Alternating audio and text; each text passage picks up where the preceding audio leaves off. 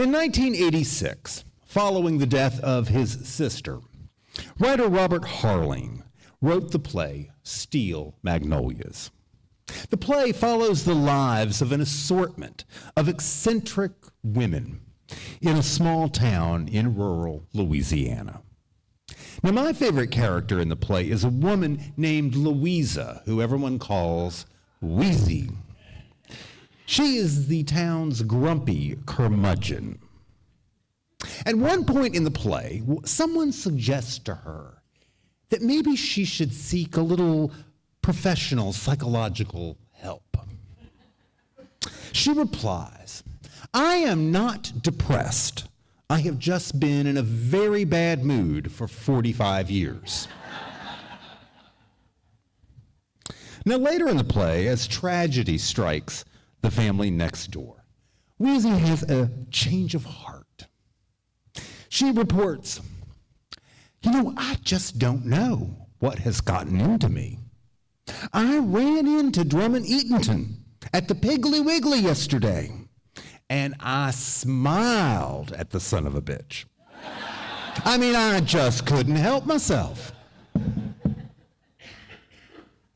We all have moments in life when a little joy just creeps up on us, and we are surprised to find ourselves feeling happy for no reason at all. We are suddenly smiling without even thinking. I may have just had one of those moments listening to the choir just a few moments ago, actually. Of course, there are often times when the opposite, of course, is true as well. When we hurt and we feel angry and sad and are powerless to prevent that. Unitarian Universalist minister and activist Albert Ciarcia wrote this: "I do not like that I hate it feeling, but I have it. I hate it that there are too many good people who allow the ways and the works of violence to continue. I hate it that too many people who know better simply talk and pray about justice and then believe that they have fulfilled the requirements of justice. I hate it that the world seems to be top-heavy with people who seek to serve themselves with pleasure that demeans human nature, with activities that waste our potential. I hate it that there are too few who strive to stay free from the pressure to conform, free from the mediocrity of compromise, free from the tyranny of approval. I do not like that I hate it feeling, but I have it." Now, these days, at least for me, all I have to do is turn on CNN or NPR or open up Facebook, and there it is. That I hate it feeling, right? So much of what our government is doing is senselessly destructive and harmful, and it all just makes me go, yuck. But the times when I really get that I hate it feeling, they're not from reading the news or hearing our political leaders speak. I get that feeling when I hear word that a beloved member of our congregation has been diagnosed with stage 4 cancer. When I find out that one of my nieces is back in jail after relapsing into using meth again.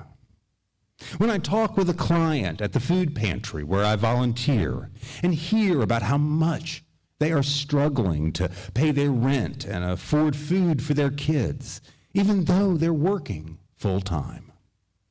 I get that I hate it feeling when I listen to transgender friends and family members talk about how scared they are right now. Last year, I joined some of you in going to Frankfurt to advocate with our elected officials about a proposed bill which would criminalize being homeless here in Kentucky. In the training session that I attended right beforehand, we were given instructions for the best ways to approach our legislators and talk to them about this bill, especially those that were supporting what I think was a terrible law. In the training, we were told not to talk about the morality or the humanity of the people being affected, but instead to focus on the finances, the money impact of trying to imprison homeless people here in our state. I found this both enlightening and incredibly discouraging. I remember being frustrated and disheartened and saying to someone, is this what we have come to? Is our political system so broken and our leaders so disconnected from my ways of looking at the world that such appeals to common decency are totally pointless? Now, what all these situations I'm bringing up have in common, all these things that make me go yuck and ugh, right? I think they all leave me feeling helpless. I cannot heal someone I care about who has a terminal disease. I cannot make someone else overcome their addictions. I cannot stop discrimination from happening or bring equity to our economy. I cannot transform the mean-spiritedness in our society. That's the way it is. It does not make me feel good. It leads me to despair sometimes and frustration and anger others. I don't like it. But I have come to see that there can be something incredibly powerful about just simply being able to name that feeling of helplessness, and openly sharing it with other people in community. One of the things that I treasure about Unitarian Universalism is that we are not a religion of rose-colored glasses.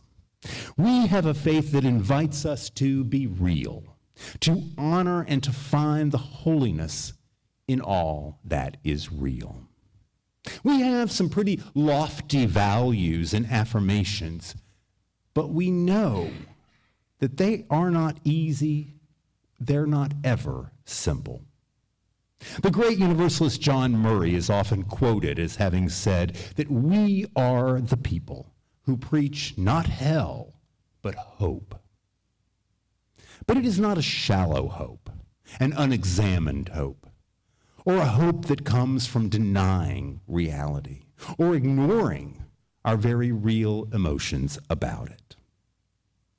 I told someone last month that I planned to preach this morning about helplessness. They looked at me and they said, that's going to kind of be a bummer, Bruce. Maybe I'll stay home that Sunday. But then we started talking about it. And as I expressed my feelings about good people I know getting sick, about others struggling to survive, about how helpless I feel, about climate change and genocide, political corruption and oppression, this person said, that's exactly how I feel sometimes. I have had almost identical conversations with many folks here at All Peoples. And when I share that I hate it feeling, that reading from Albert Garcia, when I share that with people, they have different reactions. I knew that was going to happen. 4 years and only 2 things have fallen off the wall. Let's just say that. Okay, let's go back. Okay. There you go, helplessness, right? I can get the ladder out and we can all stop for a second if you want that. I shared that reading that I started with by Albert Garcia, that I hate it feeling reading, with one of our leaders the other day. And at first they said, that sounds a little judgmental. It's kind of negative, Bruce. But then they said, I totally get it. I really have those feelings myself. Here in this congregation, as Unitarian Universalists, we are not haters. We are lovers. We love life. We love justice. We love people. But to truly love ourselves, to truly love others, to be passionate and committed to love and justice for the long haul, we cannot deny or ignore the very real pain and helplessness that life brings our way. Unitarian Universalist historian David Bumba has written that our faith compels us to actively resist all that functions to divide us from one another and from the community of living things. He says that as much as ours is a religion of acceptance, it is also a religion of resistance. And both our acceptance and our resistance are based in love. I've come to believe that it is only out of confronting and acknowledging our shared sense of helplessness that we can find hope, that we can find what we need to survive. Living in community and connection is what tells me that there still is hope. It tells me that while I can't cure someone's illness, I can try to be there with them. I can love on them so that they don't feel alone. While I can't convince a lawmaker to do the right thing, I can still be a voice for compassion and reach out to those around me who are being harmed. I can't fix my niece, but I can go visit her, and I can tell her that her family still loves her, no matter what. These are all small things. None of them are actions that are going to solve the problem. None of them will result in dramatic change or some satisfying triumph over adversity. None of them will cause a seismic shift in attitudes about peace and equality. But I believe they will each make a difference. Maybe not out there, maybe not in the world, but probably somewhere in here. They are each ways of turning helplessness into hopefulness. They remind me and others that out of our despair and our discouragement, out of the pain that we're encountering, about how broken and hard life is, love is still here.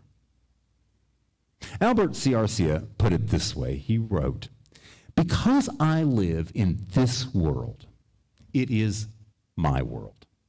It is my time. I must fully realize what it means to me and to the world as I touch it. I must allow my hate for all that spoils the beauty of the earth, all that diminishes the life of humanity. I must allow that hate to move me to thought, to effort, that celebrates and promotes peace, that honors and serves others. Yes, I do not like that I hate it feeling, but if I must have it, I will use it. I will use it to move my mind and my heart where they can do some good." My friends, let us love ourselves enough. Let us love others enough to say honestly and openly, this is not easy. It is often pretty hard. Life is a challenge that I'm just not up to sometimes, but at other times, I am. Let us proclaim that being alive does not mean being in control. And let us open ourselves to those moments when we cannot help but cry. Those moments when our lives are falling off the wall like that chalice. Those times when we can't help but smile as well.